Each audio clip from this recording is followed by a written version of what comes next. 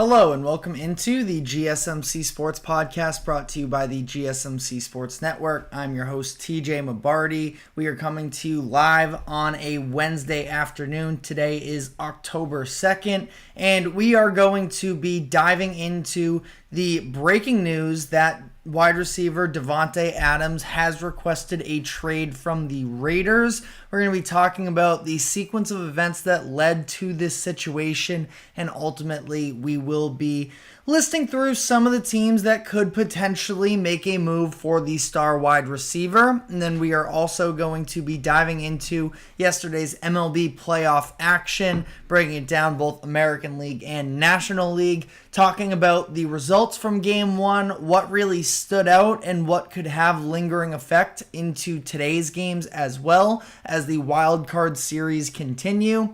Then we are going to be circling back to the NFL, where we're going to be doing our weekly segment where we do the NFL Panic Meter, in which we talk about on a scale from 1 to 10 how panicked NFL teams should be that lost this past weekend. So we're going to be diving into that. And then finally, I want to finish off the show by talking about what is a very much developing storyline in the NFL with the Washington Commanders, who are coming off back-to-back wins as their offense has taken itself to another level under the control of rookie quarterback Jaden Daniels. So we're going to be talking about the Commanders' win against the Cardinals this past weekend, and just sort of generally speaking here, look at where the NFC East stands a quarter of the way into the regular season. So a whole lot to dive into today.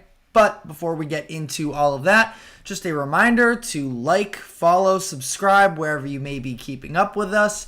To any of our viewers, be sure to use the comment section to give us your thoughts on the latest happenings in sports as we try and make this show as interactive as possible. Whether it is a quick comment or a thoughtful question, we want to hear what you have to say. And if you would like to become a bigger part of the show, you can use the super chat feature that is now available on YouTube by clicking the $ there. Or you could go to the link that is streaming across the bottom ticker. That is gsmcpodcast.net. If you leave a tip or donation along with your comment, it'll pop up on screen for everyone to see. So anything would be very greatly appreciated there. I'm going to start off with the news that the Las Vegas Raiders star wide receiver Davante Adams has officially requested a trade. Now, he's not demanding one. The exact language that was used was that he prefers to be traded, and this is a situation that's sort of been developing over the course of, you can even go back to the beginning of preseason when there was that situation where Antonio Pierce said that everybody has to play in these preseason games. Davante Adams said, I'm not playing in those games, so maybe a little bit of a disconnect there. Then, moving on through the year here, we have seen some situations. You look at Antonio Pierce talking about those comments that he made after their Week 3 loss about players making business decisions, and now that he and the Raiders, they have to make business decisions of their own. Maybe coincidentally, maybe not. We see a few days later Davante Adams dealing with a hamstring injury that pops up in practice, and he chooses to sit out of this game. Now, maybe he medically wasn't cleared to play, but some of the reports as well are that this was an injury that he probably could have played in this game against the Browns with. He decided to, again, I just based off of what the reports I've heard, that it was sort of on his merit a little bit to decide to not play in this game. They wouldn't have restricted him. And then, additionally, there was this very strange report that broke out the past couple days about how Antonio Pierce liked an Instagram post from, I believe it was Sports Illustrated, which talked about the idea of the Raiders, potentially shopping Davante Adams. And at first, when all the headlines came out about it, it was that Antonio Pierce was trolling, because it has been a very much ongoing conversation about the future of Davante Adams with the Raiders and whether or not they would be trading him. This stems back to last season and even trickled into the offseason as well. Specifically, the Sports Illustrated post was a tweet saying, "Don't be surprised if Davante Adams has already played his last snap with the Raiders." This was, based off of a report. And Antonio Pierce liking this post is a very strange move, especially on top of it. You look at the fact that Adams then went on the Kay Adams show, I believe it's called Up and Adams, and when she asked Davante about this situation, he said that he hadn't heard from Antonio Pierce since that incident, so he doesn't really know what's going on. Which I would like to add that is a crazy move from Antonio Pierce in the first place. He called it a mistake, I believe, but in terms of he accidentally did it, either way, this is just such, and I get it, social media, as Davante himself put it, can be a monster, and things tend to sort of spiral out of hand from there. But a ridiculous move from an NFL head coach to use social media and be entertaining or interacting at all with a post like that. So very interesting there. And then sort of stemming from that as well, we got the official news that Adams has requested a trade. So again, that's just sort of the backstory behind all of this. What does it mean, though, going forward here? It means that it's very much in the realm of possibility that Adams could get moved. I do think that it is a little bit more difficult than that, considering the fact that Adams has a, very lucrative contract with the Raiders at this point, where he's currently on the books for this season. I think it's $17 million, but it's going to make the jump up to over $35 million in base salary in the next couple of years. According to SpotRec, there is an out of Davante's contract after this season, but I can't imagine the Raiders are going to just let him walk for nothing. That would be very much counterintuitive for their franchise, that the value for Adams, who statistically has been down in these past couple years, I think it's more a product of the lackluster offense that the Raiders have been playing with, but his numbers are down. He is over 30 years old, and he's going to be making a ton of money. I mentioned $35 million in terms of the base salary, but in terms of overall cap hit, it's going to be $44.1 million, so even that much more expensive, which does inherently limit some of the other options as well as to where he could go. Now, I want to address first off the fact that the Kansas City Chiefs are one of these teams that, especially after losing Rashee Rice, although we don't have all the final details there, the fact that we haven't heard that it's a torn ACL makes me think that it probably isn't, that would be testing that they would probably know initially, so maybe it's not quite as bad there, but Chiefs are probably going to be in the market for a wide receiver come the trade deadline, which still isn't until November, so there's some time there, and they'll have more answers on Rice, of course, by that point. But I also just don't think that it's a realistic possibility, given the fact that the Raiders aren't going to sell low on a star wide receiver and send him to a division rival. Now, if the Chiefs are, one of the teams that's calling and willing to spend big on them, I don't know if sort of consensus across the league is that his value is a first-round pick at this point. It sounds like the Raiders themselves are looking for a second-round pick and additional compensation. So if the Chiefs are one of the only teams that are reaching out about a first-round pick, it could be something that ends up being in the works, but I just don't think it's realistic to expect the Chiefs to make a move like this, considering the financial obligations to this deal. If it's one thing for the Raiders to trade him to the Chiefs, but I could definitely see the Raiders sort of keep taking on some of that salary themselves in order to get more value. They're not going to do the Chiefs any favor in a situation like this. So I personally believe that this is a theory that should just be ruled out altogether. Now, the other team that is obviously very heavily sort of linked to Davante Adams at this point is the New York Jets, which I think is a whole lot more realistic.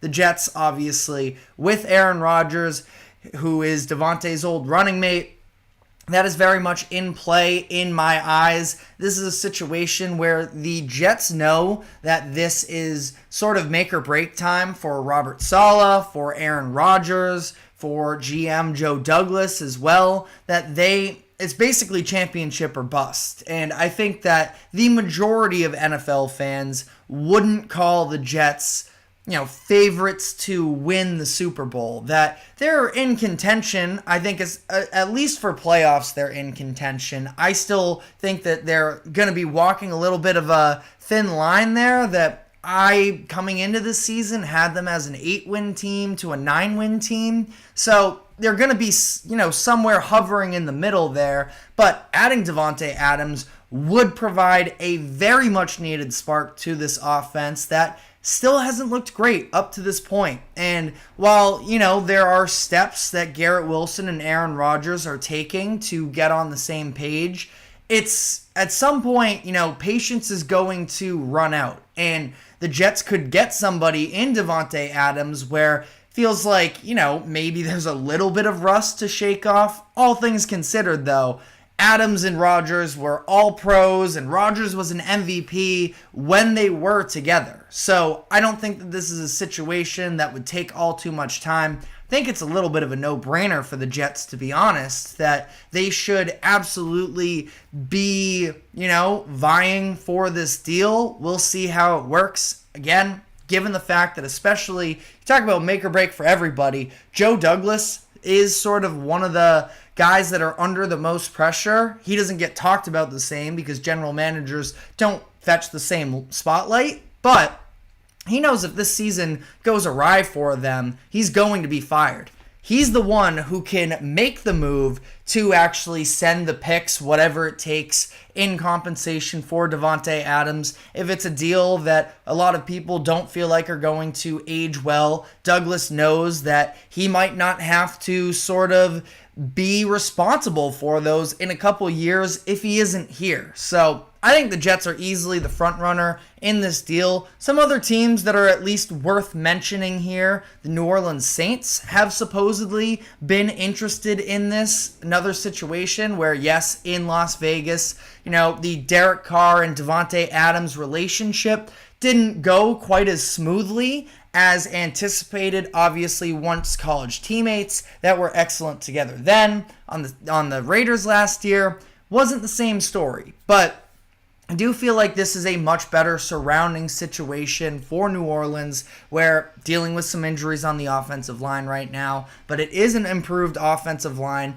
You have other weapons in Alvin Kamara and in Chris Olave. That would be, a huge spark to the Saints, who they end up losing this past week. We're going to be diving more into that loss later when we get into the panic meter, but I think the Saints are very much still alive in this season, despite the division loss there. That could potentially come up to hurt them come the end of the year. But if you add Davante Adams into that offense, I think the defense is very talented, and I think that could do a ton for the momentum moving forwards for New Orleans. So something to take into consideration there. You also have another situation, this time in the AFC, in the Buffalo Bills, who are off to a solid start to the year was a great start up until getting stomped this past weekend against the Ravens. And among the concerns with the defense, they are clearly not, one, as much as they've been punching above their weight class, and they did for the first 3 weeks of the season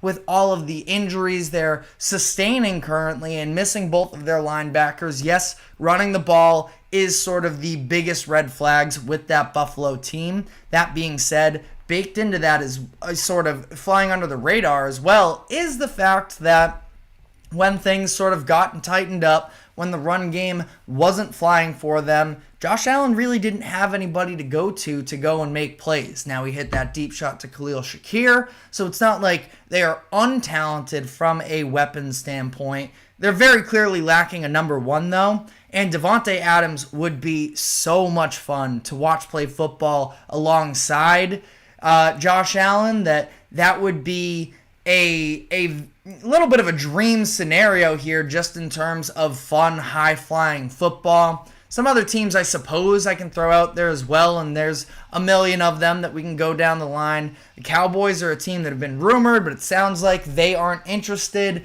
It would make some sense. I still feel like they have bigger needs sort of in the run game on the offensive line, that Adams would make them a better team, but are they willing to give up future assets for it? I'm not sure about that. You look at the Steelers as well, which would be pretty interesting itself. Mike Tomlin, Davante Adams, feels like that would be sort of, a little bit of a natural fit there. There's less stability at the quarterback position for sure between Justin Fields and Russell Wilson. I don't know how on board necessarily Davante Adams could get behind that, but it's definitely a possibility. I've also seen the 49ers thrown out there as well for an Ayuk Adams deal. That could be a very interesting one to sort of see if it's a little bit of a dark horse situation there that works out. But I don't think that we're going to get answers on this anytime soon. My gut reaction would be that we haven't seen the last of Davante Adams in a Raiders jersey, that this is going to take some time.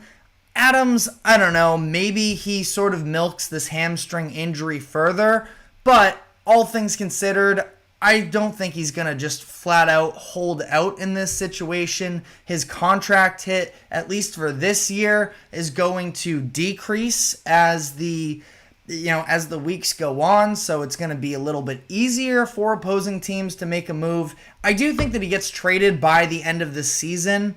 I don't think it's going to happen immediately here, and that they're going to, him and the Raiders, at least come to some sort of a middle ground, at least for the time being. But let me know what your thoughts are in the comment section, as we are going to come back around to the NFL in this show. But before we do so, we do have to touch on the MLB playoffs that started yesterday. We're going to be breaking down all 4 games there, starting with the American League. Going to talk about the Astros losing to the Detroit Tigers in a potential upset series, and then also the Kansas City Royals also upsetting the Baltimore Orioles in Game 1 of that series. Some incredible pitching across the American League yesterday that we're going to be diving into. But before we do so, we do have to take a quick break. Do not go anywhere. We will be right back.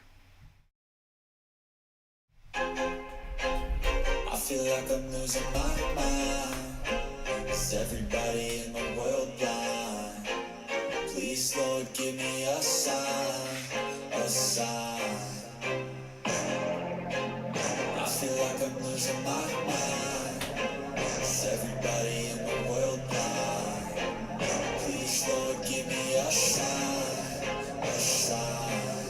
I wanna be the greatest. Everybody on the fake shit. I look around and feel like everybody is the fakest. I make this every day and I'm impatient, hoping one day I blow up from the basement. Statement, the top is so vacant. I don't hear shit that I think is amazing. Waiting for my day when I'm playing sold out shows for 1,000 faces. Hey, give me that crown, get in my way and to be put down. It ain't your place, I'll diss my town. If I want that shit, then I'll get it right now.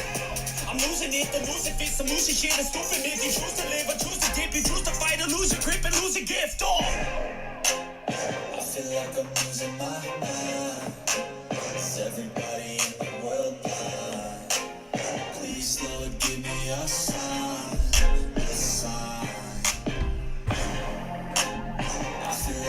losing my mind. Is everybody in the world blind? Welcome back into the GSMC Sports Podcast, as we are going to be breaking down the MLB Playoff Games that began yesterday. It is the Wild Card Series, so of course, if you aren't familiar, which I'm sure you are by now a best of 3. So a little bit interesting to see whether or not we have a little bit of history here up to this point in the past 2 seasons under this new format. I know that 2020, which was a really weird year, did have these rules as well, but nobody really counts 2020 anyways. Respect the Dodgers, but just sort of is how it is. But in these past 2 years, it is interesting that every team that has won Game 1 has won the series, and I believe has swept the series. I could be wrong. Feel free to double check me in the comment section here. But a very interesting situation, given that note that 2 of the higher seeds in the American League went down yesterday. The Astros losing to the Tigers and the Orioles losing to the Royals. So we're going to start off by breaking down the Astros and Tigers game, which was pretty much the exact game that the Tigers needed in order to have a chance in this series. They had to take advantage of Tarek Skubal, who was excellent in this game. 6 scoreless innings. You look at overall the way that he was just able to pound the strike zone throughout. Really didn't give the Astros a whole lot to hit on the day as a whole. And, I thought he was pretty clean. There was a little bit of trouble in the 4th inning for him, where you have Yordan Alvarez, who hits a leadoff single for them. Then he had a couple tough at-bats that he had to face against Alex Bregman and Yanier Diaz, both 9 pitches there. Now, Skubal able to get Bregman to line out. Diaz, on the other hand, draws a walk, so still, a couple runners, first and second, but Skubal sort of got back into his game, back-to-back strikeouts on that changeup that has just been lethal for him, and got out of the jam. His pitch count, yes, was driven up a little bit in this inning, but then he responds with a flawless 5th inning where 5 pitches, 1, 2, 3, get him out of here, and ultimately, he does leave after the 6th. I haven't seen a ton of reporting on it. It sounds like there was a little bit of cramping going on in his lower body. I think it's being speculated that it is his legs, where in that 6th inning at one point, he was working the middle of an at-bat, and then he sort of pulled up and took him a second. The umpire came out. They had a little mound visit there, and ultimately he was able to respond, did allow a single. I believe that one was to Bregman as well, but then got out of the inning. No harm, no foul, and ultimately it was an excellent postseason debut for him, going to be the American League Cy Young winner, possibly the best pitcher in the entire MLB. And again, if the Tigers had any chance to win, it was going to be leaning on Skubal. That being said, the bullpen also did an excellent job for them. You look at what Will Vest has been able to do over the past few weeks out of the bullpen for the Tigers. He comes in,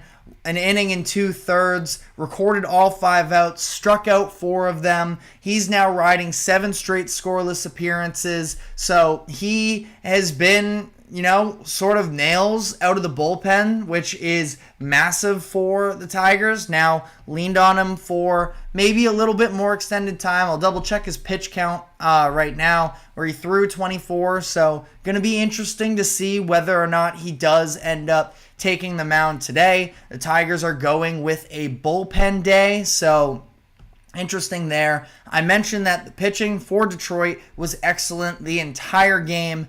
That being said, the 9th inning made things interesting, where they decided to roll out their closer in Jason Foley, who's been their go-to guy this season. And it looked pretty rocky, all things considered. He allowed a leadoff double to Yordan Alvarez. Yadier Diaz ends up driving in a runner, not Alvarez, because he ended up getting pinch run for. He's still dealing with that knee injury. All that being said, though, still pretty great game for him. Every time the Astros did threaten, Alvarez was at the bottom of it with a couple of leadoff hits there, so wanted to shout him out. But Diaz, also a pretty good game for himself. He ends up with the lone RBI for the Astros in this game. And it didn't stop from there because the Astros ended up getting runners on second and third with just one out. And they ended up pulling Foley, bringing in Bo Brisky to finish the job, which he did. All things considered, did end up loading the bases at one point there. But he's able to get out of it, record his fourth career save in all MLB games, regular season and postseason. And, a great moment for him. That being said, when you look at that final Jason Hayward at bat, I mean, he absolutely roped that thing that looked like it was going to be an easy walk-off. Luckily, Spencer Torkelson's there at first base. He makes the play, and the Tigers get out of it alive. It would have been an extremely disheartening loss for the Tigers if they weren't able to pull that one out. But they do, and all things considered, like we just mentioned, with the history of what the recent wild card series have showed us, they have a massive upper hand now, despite the fact that there are still some massive unknowns in terms of what that pitching staff is going to look like moving forward here, where the game is, moments away from starting. Game 2 is. It looks like it is going to be a bullpen game. Tyler Holton starting the game. He did make an appearance yesterday, but very briefly, just for that final out after they pulled Vest. So, great win for them then. That being said, the ninth inning does scare me a little bit. The fact that the Astros were able to build up some momentum there, there's definitely a confidence there. There was a clip of, I think it was Altuve and Yordan smiling at each other after that game finished, that it feels like, especially with all the experience they have, they are pretty confident that they're going to be able to respond in this game today. So going to be very interesting to monitor there. It's at least worth mentioning that the postseason struggles from Framber Valdez do continue on here, where I think he's lost his last 4 starts in the postseason, has an ERA over 8. He wasn't good in this game specifically. It was the second inning where he ended up getting pushed around a little bit. That's where all 3 of those runs came from. You saw him missing with location. He sort of continued to back himself up into corners. Now, credit the Tigers for having some great plate appearances then and sort of drawing walks and longer at-bats, but ultimately just not good enough for Valdez, who really hasn't answered any questions as to whether or not he can be a playoff ace for the Astros. Now, that's game 1. Again, you can check that game out after we finish up here. Other game in the American League, Orioles versus Royals, and this was the pitcher's duel we expected. Cole Ragans versus Corbin Burns. Some of the other candidates behind Tarek Skubal. Skubal ends up winning the Triple Crown in the American League, but Ragans and Burns were definitely in that conversation all year long. Ragans was excellent in his postseason debut, a 6 scoreless inning outing with 8 strikeouts, just 4 hits allowed, and 0 walks. He was, like I mentioned, he was great there. Corbin Burns might have actually been better in the loss, and that is what he finishes with. He is responsible for the sole run that was scored as the Orioles do lose 1-0, but Burns was incredible throughout the game as well. 8 innings pitched, 5 hits, 1 walk, 3 strikeouts, but that run in the 6th is ultimately what did them in. You look at what Kansas City can do both with that starting rotation and the bullpen. They are an incredible pitching staff, and that's what we talked about yesterday when we were previewing this series, is just the fact that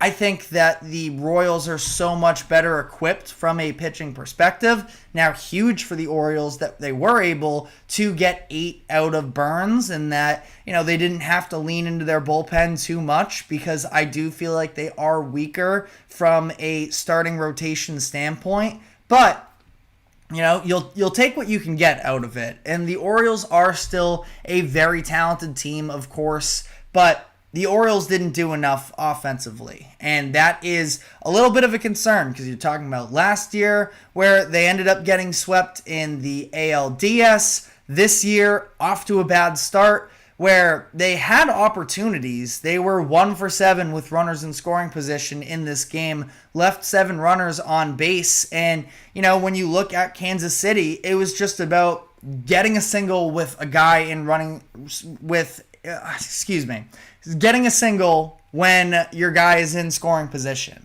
And that's just something that the Orioles weren't able to capitalize on throughout this game, despite having multiple chances. And it's the team as a whole. I do think that, that was a game that James McCann can't hold your head too much, because this is a situation where you're now going into a do or die game today. But McCann, 2 strikeouts with runners in scoring position, both times with 0 outs and with 1 out. You just got to be better than that. And, he knows that. Put the ball in play is obviously, the minimum that you can do. 2 strikeouts there is brutal. But, I still feel like top to bottom, you do look at that offense. There is so much firepower. You feel like they can very easily come alive eventually, in these types of postseason appearances. It's got to have to be today, because you are going up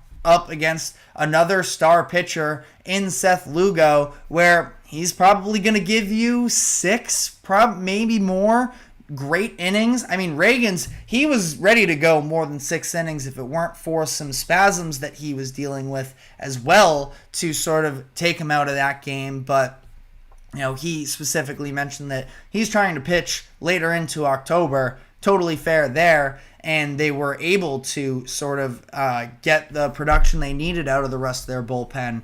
But, no slouch whatsoever on the mound again, either for Seth Lugo. The Royals once again have a I wouldn't even say it was a mismatch. Ultimately, again, I think Burns and Reagan's are, right on the same sort of tier there. This is a game, Lugo versus Eflin, I think is definitely far more in favor of the Rays in this, of the Eflin, former Ray.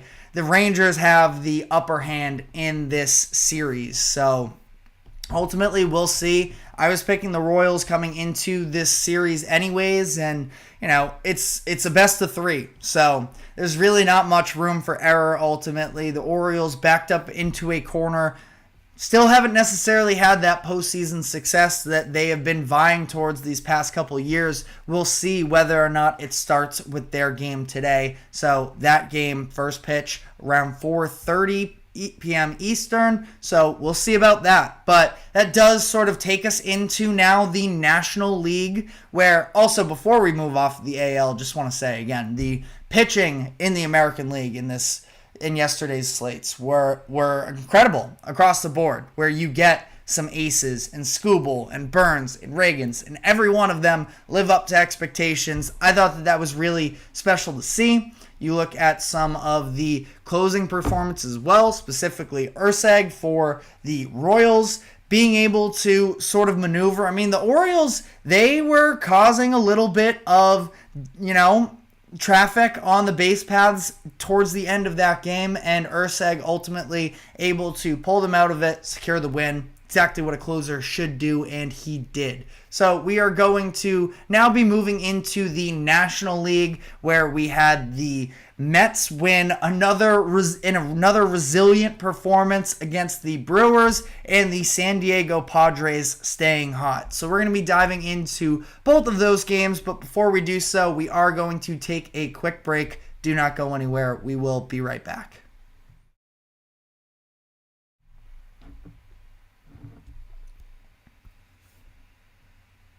For the best and latest podcasts available anywhere, go to the podcast app on your cell phone and type in GSMC to access free content-rich podcasts on health and wellness, book reviews, sports, entertainment, relationships, social media, movies, technology, finance, and even weird news. Subscribe and download the GSMC Podcast Network's family of shows, available everywhere podcasts are found.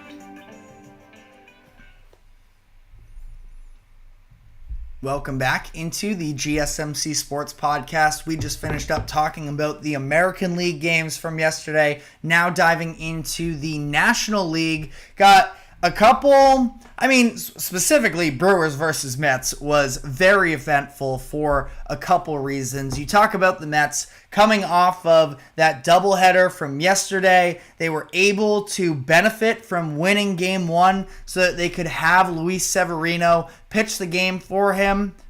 And ultimately, it was a fine line. It ultimately goes down as a quality start. 6 innings pitched, 8 hits, 2 walks, 3 earned runs, 3 strikeouts. Didn't feel great at the time. It definitely felt like the Brewers sort of let him off the hook in that first inning when he ran into a bunch of traffic. But, he ended up allowing runners in scoring position in the first 4 innings, I believe it was. So definitely not clean by any means. But ultimately, he was able to get himself out of these jams pretty well, all things considered. And, on the other end, it's not like you got an incredible pitching performance from Freddie Peralta. Now, obviously, a lot of controversy coming with that game, considering the fact that they ended up pulling Peralta after what I believe was 8 consecutive retired hitters. You can correct me in the comment section if I'm off base on the number exact. But, Peralta got off to a little bit of a shaky start, let the Mets right back into the game after the Brewers put up 2 in that first inning. But that being said, he sort of found his groove eventually, goes 4 innings, riding a hot streak only at 68 pitches, and they decide to make the move to pull him out of the game, Pat Murphy does, and that's sort of when the floodgates open for the Mets. Now, that being said, that 5th inning was going well for a good while for the Brewers, but ultimately, this Mets team just clearly doesn't know when to quit. And I say that in a good way, considering they're able to string together a couple, really gutsy plays where it was Jose Iglesias who beats out the pitcher to first base, as we're coming off of the game from Monday where it's Edwin Diaz not backing up first base and having that be costly for them. Seems like Iglesias from the dugout sort of learned his mental lesson of there are going to be opportunities if the pitcher doesn't cover, and that's exactly what he did. Flies down the first base line, able to get in for a single there. That ends up scoring Tyrone Taylor, and then from that place on, with 2 outs, the Mets, just as resilient as they are, Brandon Nimmo hits an infield single to load the bases, and then you have a couple consecutive hits from Vientos, and also JD Martinez coming off of the bench, somebody who's been in big moments throughout his career, especially in the playoffs. They rattle off a couple hits, and the Mets score 5 runs in that 5th inning, which I believe, according to an ESPN graphic that they threw up at one point during the day, that it was the most runs scored with 2 outs in a playoff game since 1988. And that was basically where, the Brewers were done for after that point. And Mets were able to sort of cruise through the remainder of the game there. Definitely a lot of people calling out Pat Murphy for that decision to pull Peralta. They've been aggressive in terms of pulling pitchers early in the past. It's worked for them. Let me know in the comment section what your thoughts were, because definitely going down as a controversial decision. But, the Mets, I said this yesterday, they just feel like they have the makings of one of those Team of Destiny vibes. Now, vibes can only get you so far. These players have to continue to produce, but they are up to this point, and being able to get it from a variety of different players, including going to your bench to, bring in JD Martinez in a big moment. You have the bottom of the order and Tyrone Taylor sort of making the play. And on the Brewers side of this, it's not all doom and gloom. I don't feel great about where they're at currently, but at least if you're going to come out of this series with a moral victory, I know he doesn't go down as an error, but we're talking about Jackson Chourio here. The fact that he was able to, it seemed like, rob Starling Marte of a home run, and then it was on that Tyrone Taylor double immediately after to sort of begin that fifth inning. That is a tough one for sure.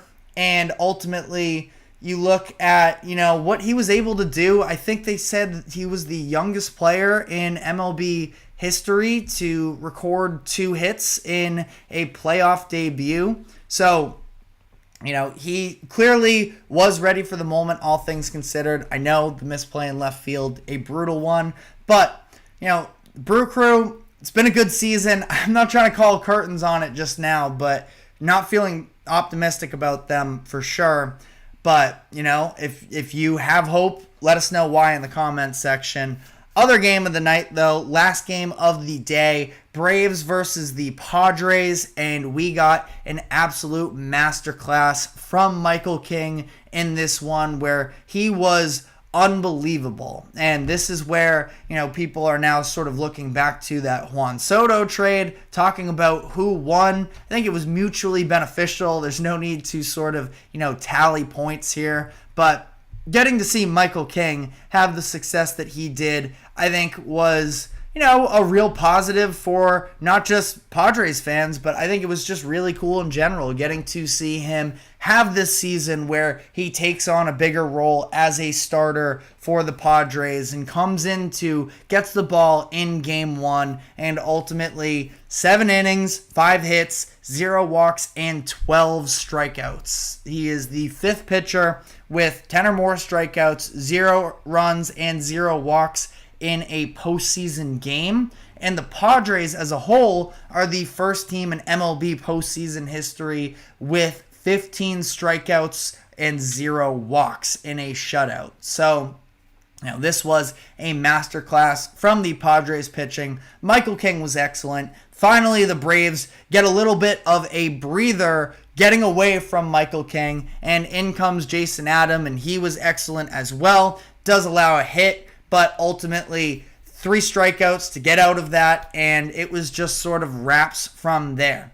And the reality is, you look at the starting pitching matchup of Michael King to the Braves on the other side, where it was AJ Smith-Shawver, who hasn't been in the major leagues basically the entire season, called him up from the minors because of the struggles they're dealing with from an injuries perspective with their starting rotation. And he was not good, objectively speaking. He got hit around, didn't last 2 innings for them, really shouldn't have been all that much of a surprise at the end of the day there. But the Braves didn't lose this game because of the pitching. Now, would have been nice for them to, have a more reliable front-end pitcher. It's a very tough situation for Smith-Shawver to come into that situation in a juiced Petco Park for, the first time in years,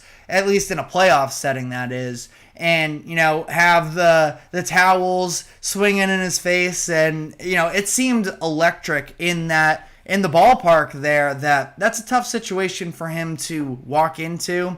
Obviously, it would have been nice to have somebody like Chris Sale in that situation, but that's just the way that, the cards were dealt for the Braves in this situation. And, all things considered, the bullpen was shut down from there on out, and they were able to give you a scoreless 6 2/3 innings from a bullpen position. And it was Snitker himself who said that they didn't lose this game because of who was pitching for them. It was about the fact that they just could not touch Michael King in this game. And ultimately, it was really just the damage that was done in that first inning for the most part. I mean, I know the public perception of Fernando Tatis is, a little bit polarizing, I guess would be the right word for it. But I mean, when that dude smacks home runs to the extent that he did, going 415, an absolute no doubter, like the ball coming in on his hands and him just being able to take it to Neverland. It's an awesome atmosphere, and it was just such a cool moment. First home run of the postseason. I don't know. I've definitely, from a mutual perspective, I think the Padres are a lot of fun to root for. I understand, the whatever stuff on the side. Fernando Tatis is an extremely fun baseball player. That's a fact. So, those 2 runs early on in the game are really what did the Braves in this game. And, they get a little bit of insurance as well as the game moves along as well.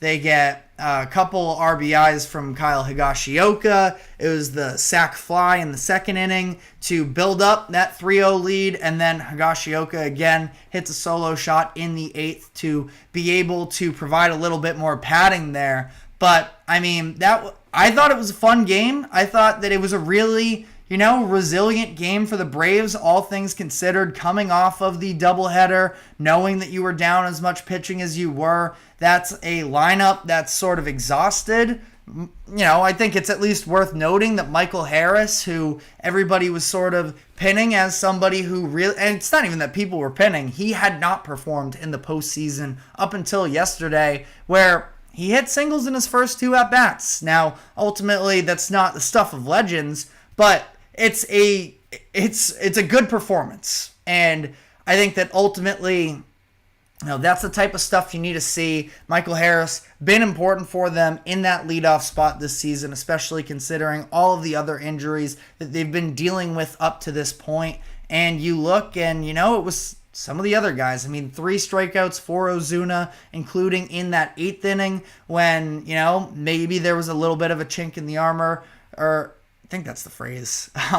But that situation where Ozuna stepped up to the plate with Jason Adam on the mound, 1 man on in front of him, and just wasn't able to make any sort of noise, where he really struggled in this game. Ozzy Albies, also struck out 3 times.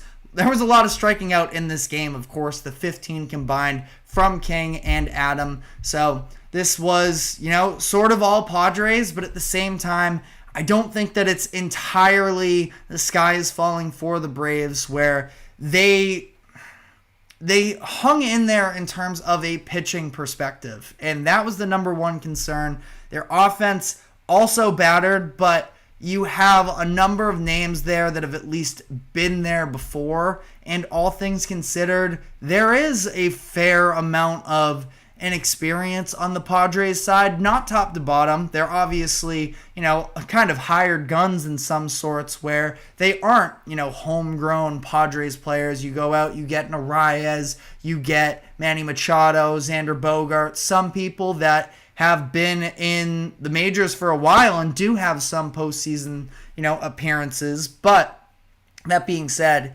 I don't think the Braves are totally dead in this one. I picked the Padres coming into it anyways, and I do feel like that's how it ends up. But, going to be interesting to see how this all plays out. But let me know what your thoughts are in the comment section, as we are going to be sort of shifting gears back to the NFL as we do our weekly segment talking about each team that lost, or not each team, but a handful of the prominent NFL teams that lost during their Week 4 games. We have our panic meter, scale of 1 to 10, from how nervous fans of these teams should be following their team's loss this past weekend. So that's what we're going to be diving into next. But before we do so, we do have to take a quick break.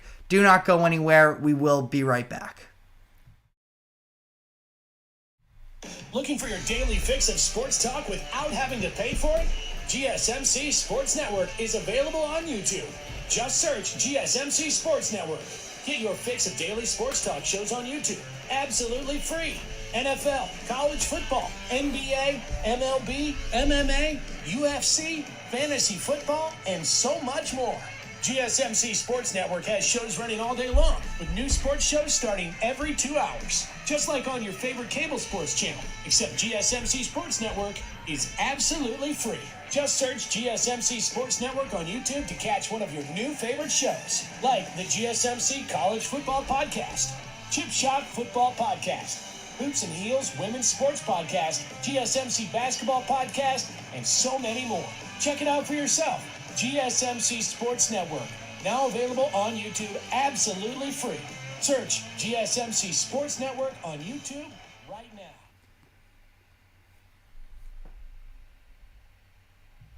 Welcome back into the GSMC Sports Podcast, as we are now going to be getting into our weekly NFL Panic Meter. This is an exercise we do every week, going through some of the most prominent teams in the NFL that lost this past weekend, and we'll be rating on a scale of 1 to 10 how nervous their fans should be.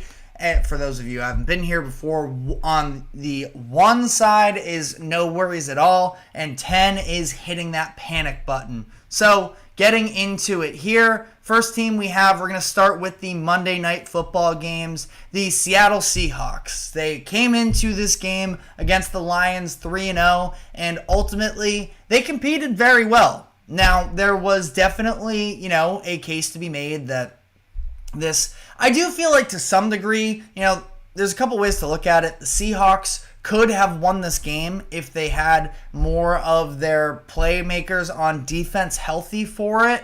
There's also very clearly, at least in my opinion, a little bit of a talent differential on these rosters, and maybe that's unfair to say. I mean, the Seahawks are genuinely a good team. I think that it's tough that, they haven't really had a signature win. All of that being said, though, I still feel like they are in a great position, all things considered. They have the winning record up to this point. They are playing in an NFC West division that really nobody has taken the reins yet. Now, the 49ers would still be my bet to win the division, but they have a whole lot of injuries going on there. The Rams are extremely depleted. The Arizona Cardinals, who we're going to be getting into later in this list as well, they are really struggling up to this point in the season. That I think the Seahawks are sitting pretty well. I have them at a 3. I don't think that there's any reason for a panic. There's maybe, a little bit of nerves of, we still haven't seen them go up and beat a great team up to this point. They have had 3 very easy wins along that road. I mean, they go to overtime against the Patriots team that is one of the worst in the league. But, again, I don't think that it's anything you need to panic about. I think all things considered, Seahawks fans should be kind of cooling. But knowing that you're not the best team in your division definitely isn't ideal. The other Monday night game, the Miami Dolphins, this is a situation where I had them at a 9 last week. I guess technically they're still there because they haven't done anything. They haven't hit that panic button yet. And technically speaking, I mean, they're still alive in this whole conversation for 2024, but in order to take steps in the right direction, they have to make a move at quarterback. They can't continue to roll out there, at least in my opinion, with Tyler Huntley and Mike White and Skylar Thompson and the mediocrity, and mediocrity is probably being generous, that they have in that quarterback room. Now, we'll see if maybe there's a second week adjustment with Huntley. You saw him sort of he got yelled at by Tyreek Hill about throwing it in front of him and giving more, playable deep shots for Tyreek Hill and Jalen Waddle.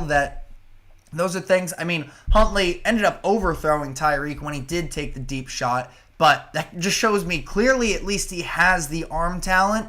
I still don't love the fit of Huntley in this Dolphins offense. I think they can do better. I think there are a number of different options, whether it's buying low on one of these backup quarterbacks across the NFL or literally just going and signing Ryan Tannehill, who I think could do a fine job in that Dolphins offense. Now, maybe a little bit faster for him in comparison to the games that he played with Tennessee before, where it was a lot of slow developing play action throws and stuff along those lines. Dolphins a whole lot quicker, but I don't know. I'm willing to give Huntley another week to see if maybe he can put things together. But ultimately, I think the Dolphins are in a very bad position right now. They don't have an answer at quarterback. They don't know if Tua is going to play later on this season. He is hoping to, but that's a whole different conversation itself. They lose to one of the worst teams in the NFL in the Titans this past weekend. So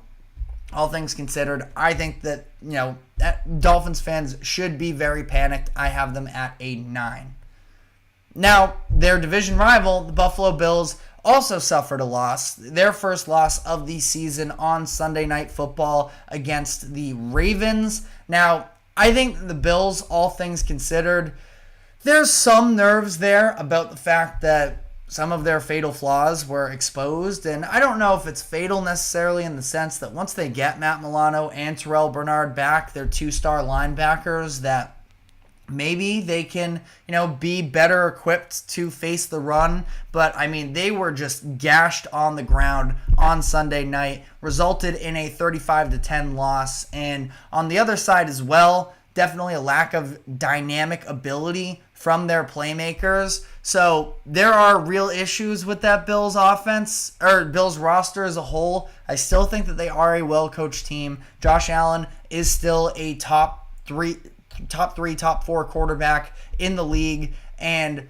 I think that they can still pretty comfortably win the AFC East. Has not been a lot of competition. We just talked about the Dolphins. We're about to talk about the Jets. They are still atop the division despite this loss, and I think that they are still the best team there. So I have them at a 3 on the panic meter. Speaking of the New York Jets, I have them at a 5. It's not, the house is burning right now. They end up losing 10-9 against the Denver Broncos at home. That's a very tough loss, especially considering the fact that the offense has still not gotten to the place where they were anticipating it should be. At least what the long-term goal is. To be fair, we all knew that this was going to take a little bit of time, but now you have other issues popping up. And as Rodgers put it, I'm talking about this whole drama that's breaking out about the cadence situation, and Robert Saleh said we may need to change things. Aaron Rodgers said that this is a little bit more of an anomaly. I am more so on the side of Rodgers with this, that it's kind of, you brought in Aaron Rodgers, you spent big on him. He is the offensive system. And this idea that Saleh is going to talk about, Rodgers needs to change the way that he does his cadence. They literally got a touchdown in week 1 based off of a, Rodgers hard count and hitting Allen Lazard down the field. So I think that was a little bit of a crazy statement from Saleh. I think that there is still a lot of talent on that offense, on that defense, that they should be okay. But everything we're hearing behind the scenes as well does still feel like it has that Jets dysfunction behind it. That part of it is a little bit concerning to me. So I think that all things considered, they're very much still alive in this season. I think that they're going to be an 8-9 win team. Maybe a 10-win team. They're going to be walking that line of being in the playoff hunt, maybe stealing, I think, a wild card spot. I don't think that they edge out the Bills for the division title. If you disagree in the comment section, let us know why. But I think the Jets are about at a 5. They're very much in the middle, but I definitely wouldn't be sitting here if I were a Jets fan extremely confident with how things are going. So again, I think right in the middle at 5. Now moving to the NFC, the Arizona Cardinals. They're in a very interesting situation as well. They're at the same level as the Jets in terms of panic. Now, I think that that's for a little bit different reasons. Cardinals, I varied between 5 and a 6 for them.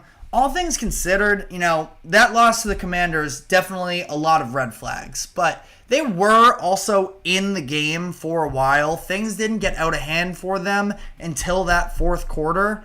And they were able to, hang around with all of these games that they ended up losing. It was getting out to a hot start against the Bills. Sure, they, got it handed to them a little bit in the second half of that game. But we saw bright spots. They were in that game against the Lions last week. They were able to contain the Lions' offense. Now, maybe it was more self-infliction on the Lions, which is very much in play. But the Cardinals are still alive in the mix of things. Now, they need to be drastically better. And as I'm talking this out, maybe I lean a little bit more on the 6 side. But I think that they're still, at least offensively, a very talented team that has an identity in establishing the run with James Conner. That there were a lot of concerns with Kyler Murray's play and the offensive line play in that game against the Commanders. But, they're somewhere in that mix as well. They are probably the third best team in their division, at least as of this current moment. But that's also a pretty good NFC West. And I think that we could see 2 playoff teams out of there. So, and 5-6 range is where I would be at in terms of my concern level. The New Orleans Saints, talking about 2 straight losses after what was a red-hot start to the season. But I still think that they are actually a pretty good team. I came out of that game of them versus the Falcons and thought to myself, this team can be really stupid at times. The self-inflicted wounds were the difference maker for them. That being said, though, I thought they did outplay the Falcons for a lot of that game. It was just a couple moments. It's a muffed punt, and then it is, I would say, really the pass interference was the self-inflicted. The pick 6 obviously didn't hurt them either, but that was just a football play. Nice play from Matt Judon and Troy Anderson to put that pick 6 together. But,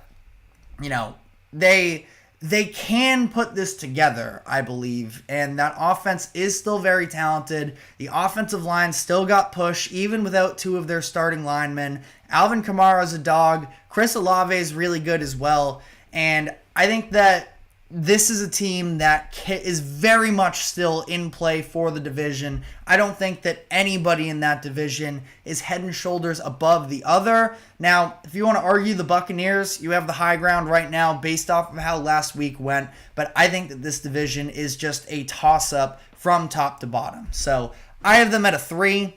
There's a lot of areas I'd like to see them improve, absolutely, but the season is very much still alive for the Saints, and they've had some really high moments up to this point.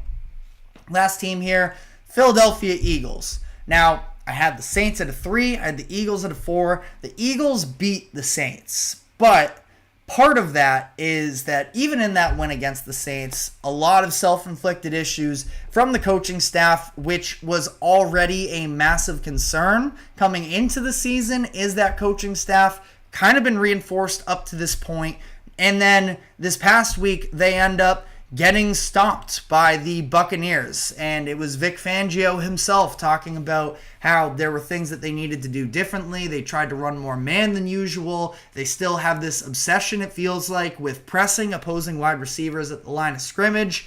And I do think that their defense can be moved around. They seem to have a huge turnover issue right now. Jalen Hurts has a turnover in every game up to this point.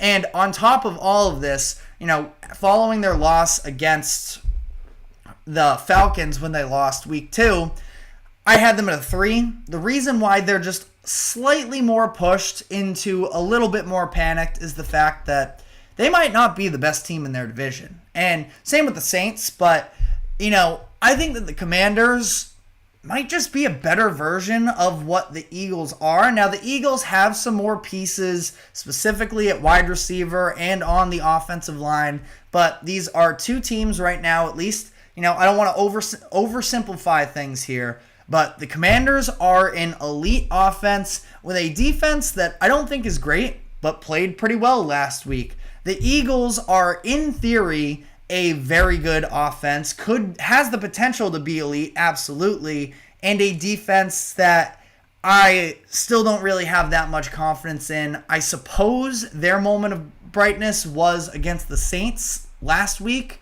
So, it's not, the Eagles should still be the favorites in the NFC East. But now with the Commanders sort of, ramping things up over the past couple weeks, it's now a conversation as to whether or not the Eagles are the top dogs in this division. And the NFC East is a division that I want to dive into furthermore here because it is very interesting with all of the storylines that are taking place. So we are going to be diving into that Commanders win over the Cardinals and talking about the entire divisional race from here. But before we do so, we have to take a quick break. Do not go anywhere. We will be right back.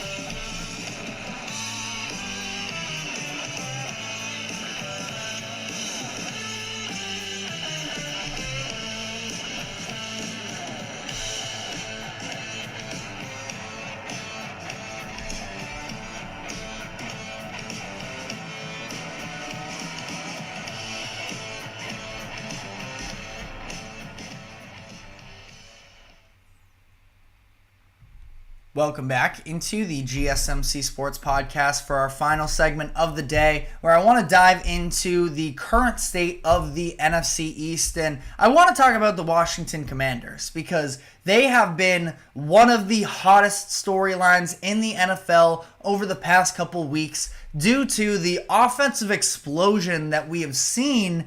And it's really centered around, of course, number 2 overall pick from this past year in Jayden Daniels, who continues to excel, looking like one of the, he statistically is one of the most efficient quarterbacks, not just this year, but NFL history up to this point. He has an 82.1 completion percentage, which is the highest in NFL history through 4 games to begin a season. So, not looking like a rookie right now. And we continue to see step by step each week. He was 26 of 30 in this game, 233 yards, 1 touchdown, added 47 yards and another touchdown on the ground. Now, he did throw his first career interception. It was a deep post to Terry McLaurin that just was not a very good read as a whole. I didn't love the decision with multiple defenders in the area. He missed them high and behind.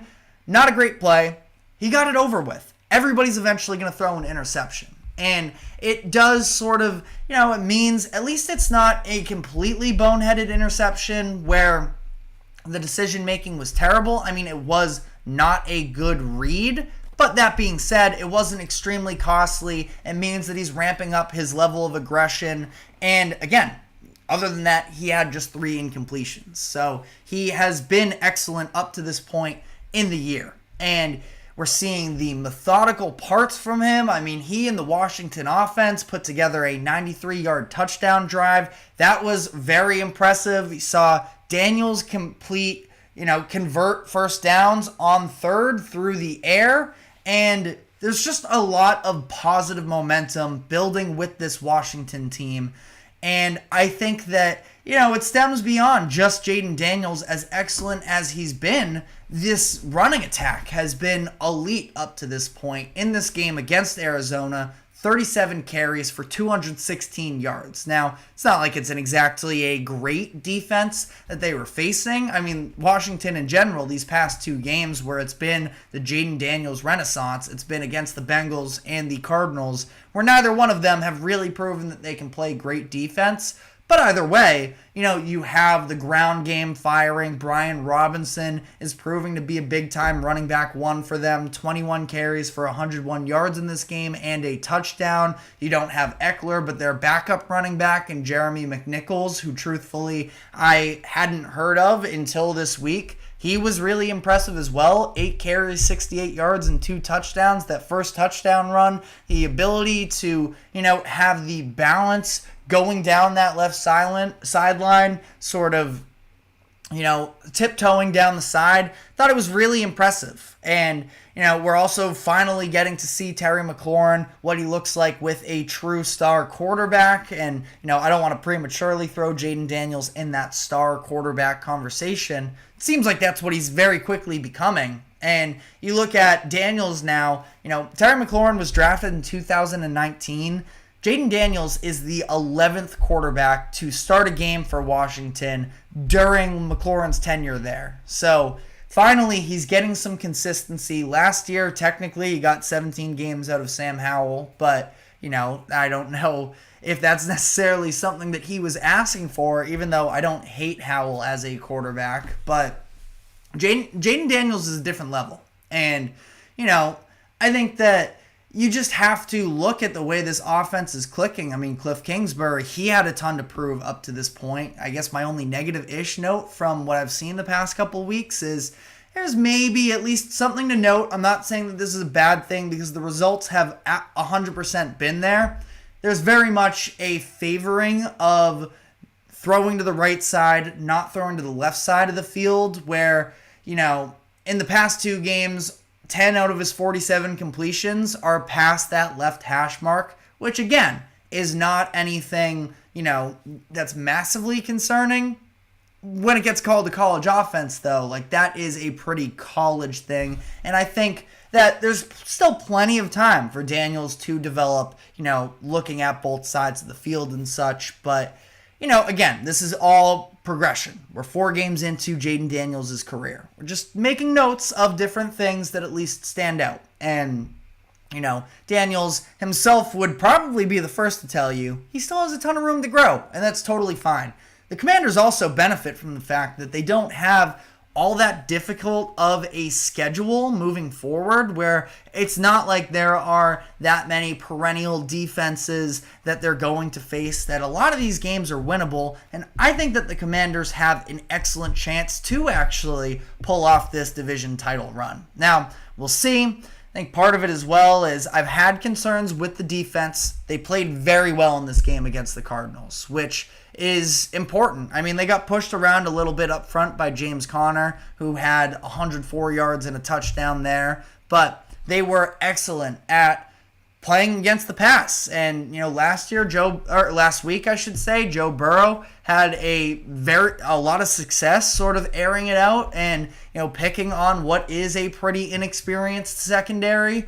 But I think that even if there is an experience there, the front 7 is where the Commanders defense can really make a name for themselves. And I think they showed a lot of positive steps in this game. They were able to generate pressure on Kyler Murray. They got to him 4 times, and they didn't really ever let him scramble, which is obviously a huge part of Kyler's game. You have Dan Quinn sort of at the head of all this, who I don't think that he's been, I personally have never considered him one of the best defensive coordinators in the league, but he's been established and he's at the head of this thing. I'd be curious. I feel like that had to have been a game plan for them.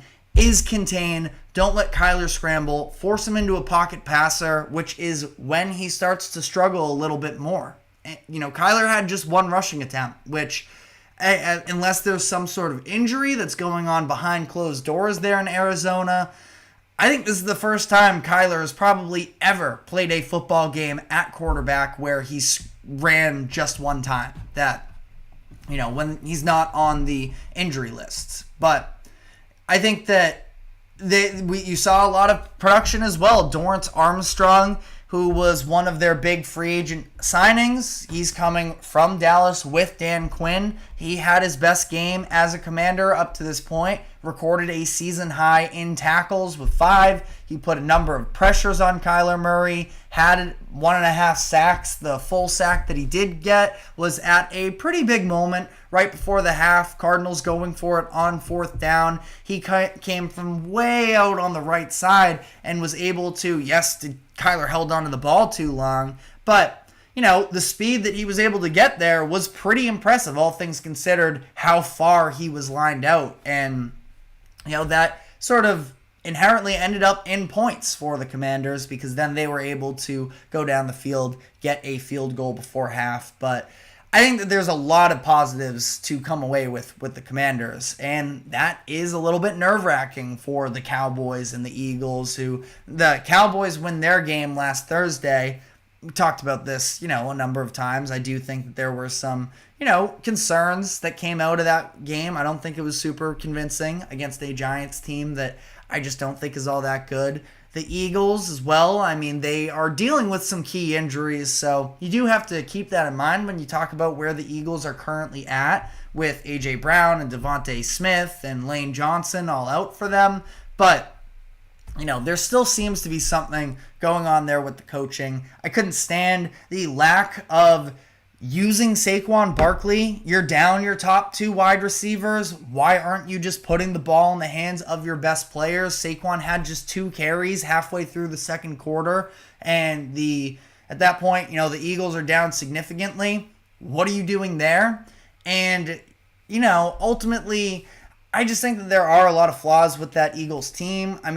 If they come out and they start reestablishing Barkley, I think that they can get back on track and they can make sure that they aren't behind the sticks, because I don't know if Jalen Hurts is the best downfield passer if he's consistently put in 3rd and longs. But a situation there that I think is correctable, but you also look at the defense that struggled this past week against the Buccaneers. We just talked about Vic Fangio in the last segment.